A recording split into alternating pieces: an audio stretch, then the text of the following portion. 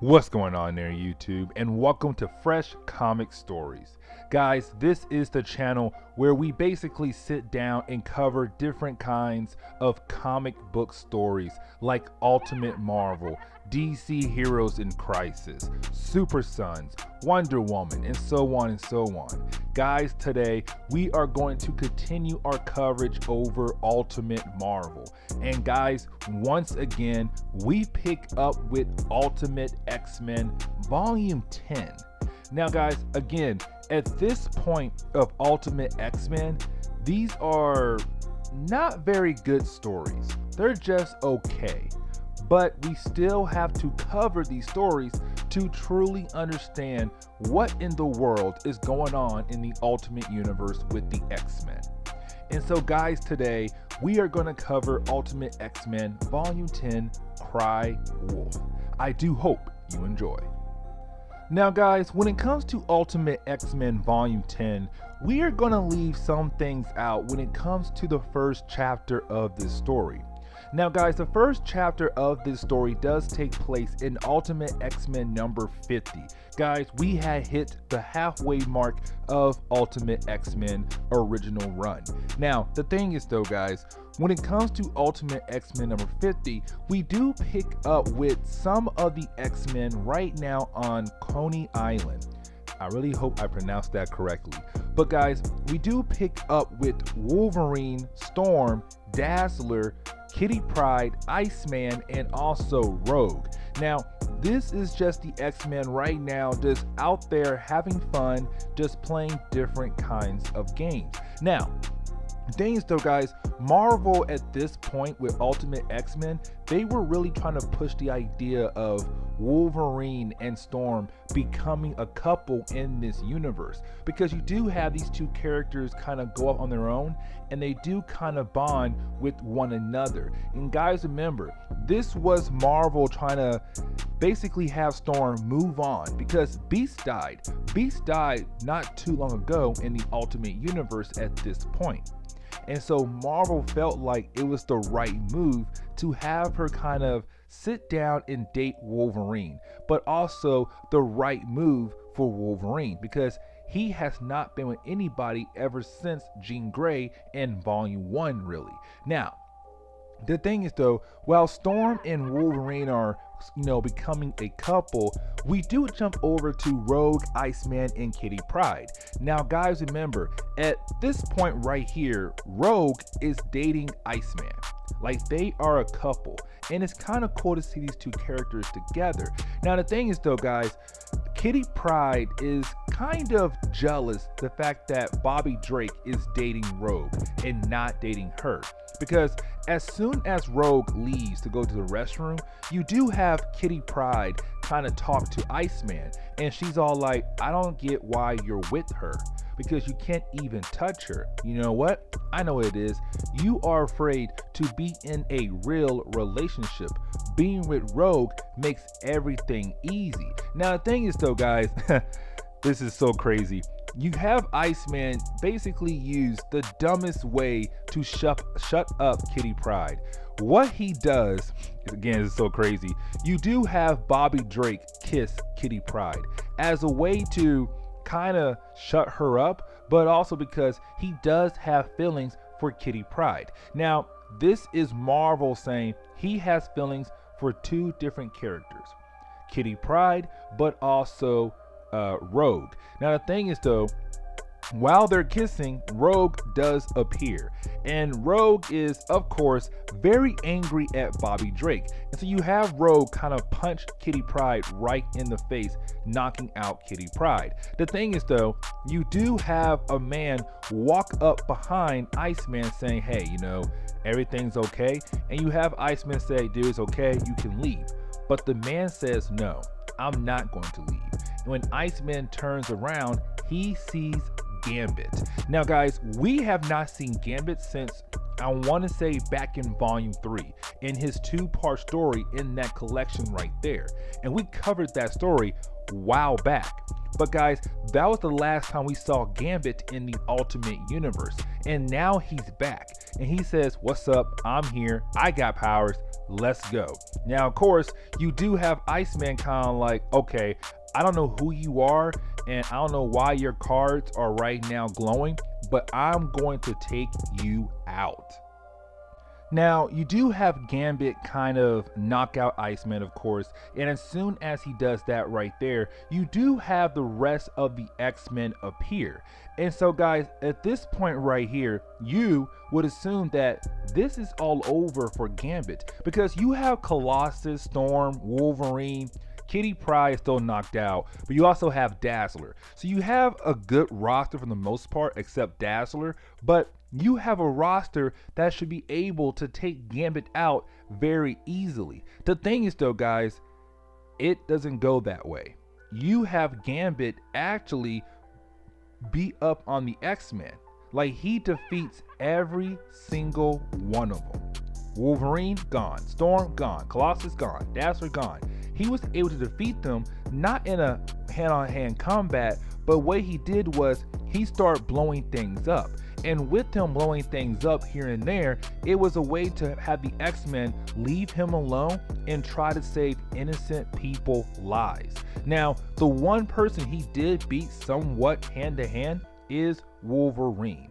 That's the one person he does beat hand-to-hand combat. Now, the thing is though, while the X-Men are, trying to save innocent people's lives and Wolverine just got blown up by Gambit powers, you do have Gambit go to Rogue, and he tells Rogue, "I have been sent here to basically steal you." Now guys, when it comes to Ultimate X-Men number 51, with this being Cry Wolf Part 2, we do pick up with Gambit and Rogue in some kind of prison cell. Now the thing is though, guys, you do have Gambit kind of try to comfort Rogue, saying that, "Listen, I'm not here to hurt you, I am actually here to help you. I want to tell you that I was hired to kidnap you, because these people who hired me, they helped me out. But now they believe that they can also help you. And if they do help you, well, you have to give them something in return." Now the thing is though, what in the world is Gambit talking about? Now, we do jump over to the X-Men kind of regrouping after Gambit had basically defeated them. And the thing is though, guys, you do have the X-Men find Wolverine with his face half blown off. But he does get back up and saying, "Listen, Gambit kidnapped Rogue and I need to go find her." Now, you do have Iceman saying, "I am going with Wolverine." And guys, this is Marvel telling us or reminding us that even though Kitty Pryde and Iceman kissed, Iceman still loves Rogue. And so you have Iceman try to go with Wolverine to go look for Rogue. The thing is though, you have Storm and Colossus tell Iceman, "No buddy, you're going home, because you are an underclassman. And right now, we need to get all of you back home to the X Mansion and talk to Charles Xavier, because he is probably the one person who could possibly find Rogue or Gambit in the city." Now, we do jump back over to Rogue and Gambit. And guys, this part right here is very important, because guys, back in the 1990s, Marvel introduced the idea of Rogue and Gambit being a couple. That's a huge thing in the X-Men history, with Gambit and Rogue being a semi-couple. And the thing is though, guys, that's them bringing the idea back into the Ultimate Universe. Because guys, when this book was released, it was like, what, 2004, I want to say this book right here was. But the thing is though, guys, with this book being released way back then, the idea of Rogue and Gambit in the 1990s was still fresh on Marvel minds. And so they wanted to bring the idea over into the Ultimate Marvel Universe. And so you do have Gambit and Rogue kind of flirt with one another. The thing is though, guys, where Gambit is flirting with Rogue as a way of, "Yes, I am attracted to you, I want to get with you," Rogue is flirting back to Gambit as, "No, I'm going to basically kiss you because my powers, they work in a different way than you're thinking. you think because you have me right now locked up in some kind of handcuffs that I can't use my powers. My whole skin is my powers. And so if I kiss you, I'm able to steal your powers. And so you have Rogue kiss Gambit, gain his powers and also his memories. Now, you do have Rogue use Gambit powers to blow off the handcuffs on her hand, blow open the prison door, and she does try to escape. The thing is though, as soon as she walks outside, she is greeted by a bunch of security guards. Now, you do have Rogue use Gambit powers and his memories on how to use his powers on the security guards, and she was able to clear a pathway for her to try to escape. The thing is though, when she sees a window, she's thinking, okay, you know what? There's a window. I will just blast it open, jump out, and I'll be okay. The thing is though, when she blasts open the window, she sees that she's in some kind of skyscraper. I have no idea why I have a hard time saying that, but she realized that she's in some kind of skyscraper. So right now, she's on the 30th, 40th floor. She cannot jump out to get away. Now, the thing is though, when she is thinking about making some kind of new game plan, she is greeted by Andreas and Andre von Strucker. Now guys, these twins right here, they were honestly not that big. Well, guys, back in the main Marvel timeline, these two characters right here, they weren't that important. Like, they had some big moments, but these two were never like, oh my god, here comes the Strucker twins, we have to worry. No, guys, because their powers only work if they're able to touch one another. They are twins, but they have to hold hands or be skin to skin to be able to use their powers, which is to basically blast some kind of beam. And so you do have them kind of talk to Rogue, kind of like, listen, we are the Strucker twins and we own a company called Fenris Incorporation. And the thing is though, guys, you have the twins tell Rogue that, listen, we're not like Charles Xavier, where he is right now making some kind of army full of mutants. We believe that we are able to make the world better for mutants through money, through economic ways.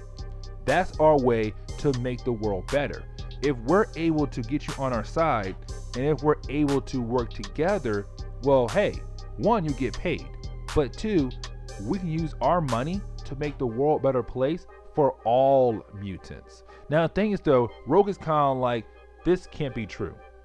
What you're telling me is that you're thinking that money is going to help the world out, that money is going to bring the humans and the mutants together as one.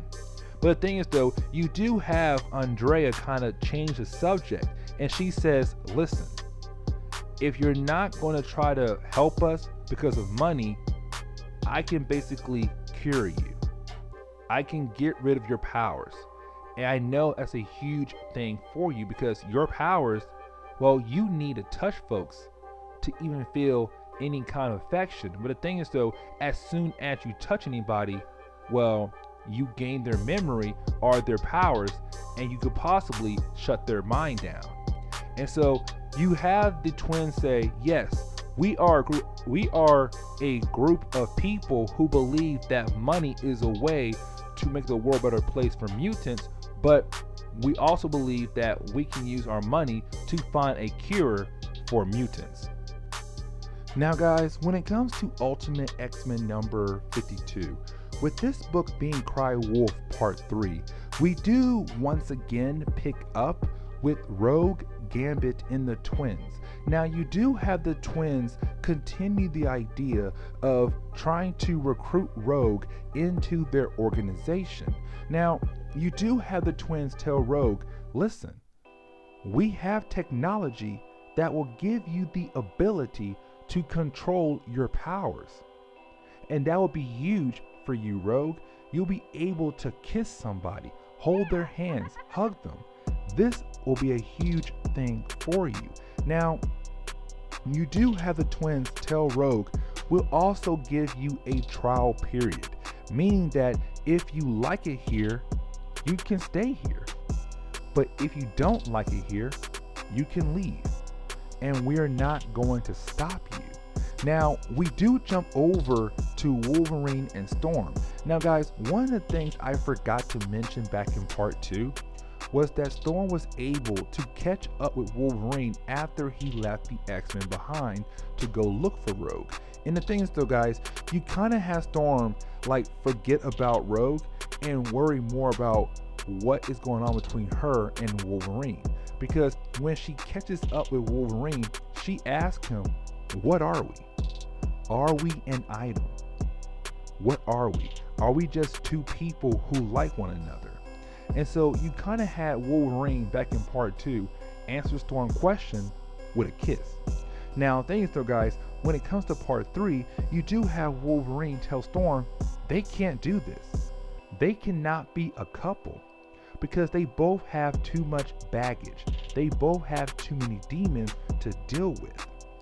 And so you have Wolverine tell Storm, listen, I gotta go because I found the scent that can lead me to Gambit and I can save Rogue. And so you have Wolverine leave Storm behind.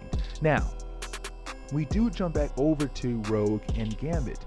And the thing is though guys, we're right now in the smack of the middle, right now we're smack in the middle of Rogue trying out her trial period with the twins. The twins gave her technology to use to see how she feels about being able to control her powers.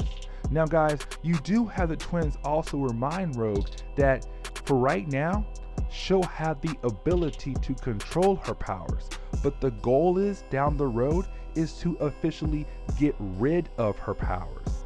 They offered that to her, saying, listen, if you help us, right now, you'll be able to control your powers. But after a while of helping us, we will give you the ability to get rid of your powers. Now the thing is though guys, after like a few moments of trying out her powers and everything and hanging out with Gambit and figuring out that the twins' goal was to have these two be like, partner in crime, you do have Rogue tell the twins, I'm not joining. I'm not going to join you guys at all. Because yes, my powers are a curse. Yes, I have done so many bad things, but my heart tells me that I do not belong here. I belong somewhere else. Now guys, she didn't say she belongs with the X-Men. She says she belongs somewhere else. And so it's her saying, I'm leaving, but I'm not going back to the X-Men. Now the thing is though guys, you do have the twins tell Rogue, oh, you're staying. We lied to you. When you put on that technology, right now you're wearing that outfit you're wearing, you basically agreed to stay with us. So now we're going to force you and Gambit to work for us and do our bidding. Now, you do kind of have Gambit realize that the twins are crazy. And so you do have Gambit kind of use his powers to kind of give Rogue the ability to run away. Now, the thing is though, guys, you have Rogue kind of say, no, we're both leaving. And so Rogue uses her powers to absorb the twins' powers, making her right now a strong opponent. And she tells Gambit that we have to escape this building. Now, you do have Rogue and Gambit fight their way all the way down to the first floor, and they are about to leave the building. The problem is though, right when they're about to walk out, they are greeted by Wolverine. And guys, Wolverine has no idea that Gambit is really a good guy now. And so it's about to be Wolverine versus Gambit. Now guys, when it comes to Ultimate X-Men number 53, with this book right here guys, we do pick up once again with Rogue, Gambit, and Wolverine. Now the thing is though guys, you do have Gambit and Wolverine start to fight one another because guys, Wolverine still thinks that Gambit is a bad guy, and so you have the two start fighting one another. Now you do kind of have Rogue try to step in and tell Wolverine to calm down, everything is changed. You have to listen to me. The thing is though, guys, Wolverine is not listening. Right now, all he wants to do is to basically kill Gambit. And so you have the two kind of go back and forth, right now fighting over Rogue. Now the thing is though, guys, while they're fighting, you do have the rest of the X-Men about to arrive at the same location that Gambit, Wolverine, and Rogue is at right now. And the thing is though, guys, they're kind of like, okay, listen, we have to move in carefully because right now we're like on S.H.I.E.L.D.'s most watched list. And so we have to move in carefully. The thing is though, guys, Nightcrawler, Iceman, not happening. Because guys, Iceman's kind of like, listen, Summers, that's my girlfriend down there. Someone I truly love. I'm going down there right now. And so you have Iceman kind of force Nightcrawler to teleport him down where Rogue and Gambit and Wolverine is at right now. Now, we do fast forward a few pages. And the thing is though, guys, we pick up with Rogue kind of able to calm down Wolverine just temporarily. And she kind of tells Wolverine everything he needs to know. Well, for the most part, everything he needs to know on why Gambit is a good guy now. And so you kind of have Rogue tell Wolverine that, listen, Gambit is not a bad guy. He's a good guy. He's actually a real good person. Now, you do kind of have Wolverine just walk away, and you have the rest of the X-Men arrive. At the same time, Wolverine is just walking away from Rogue and Gambit. Now, the thing is though, guys, you do have Rogue kind of tell Gambit that maybe he should leave. But the thing is though, you kind of have Gambit tell Rogue, come with me. Because you don't belong with these evil twins. And you don't belong with the X-Men. You belong out there in the world as a free woman. And so you have Rogue kind of consider the idea of her leaving the X-Men. And the thing is though, Gambit gives her one more, I can't talk again. You have Gambit give her one more reason why she should leave the X-Men. He gives her a kiss. And guys, we come to find out that Gambit is able to withstand Rogue's powers. And so you have Rogue say, you know what? I am going to leave the X-Men and I am going to stay with Gambit, and we are going to just travel the world. And so guys, you do have the X-Men kind of surround Rogue and Gambit, and they're kind of like, Rogue, where you going? Like, come home with us. We're your family. You're part of the X-Men. But the thing is though, guys, you have Rogue tell the rest of the X-Men that she is basically dropping out. She's leaving the X-Men and she's going to stay with Gambit as they just travel the world. And guys, that wraps up Cry Wolf storyline. Now guys, honestly, with this storyline right here, I felt like originally this story felt really weak. And tell you the truth, guys, after like many years of not reading this storyline, it's still a very weak storyline to me. It felt kind of like they want to have Rogue and Gambit be on their own, but they didn't have a good idea on how to do it.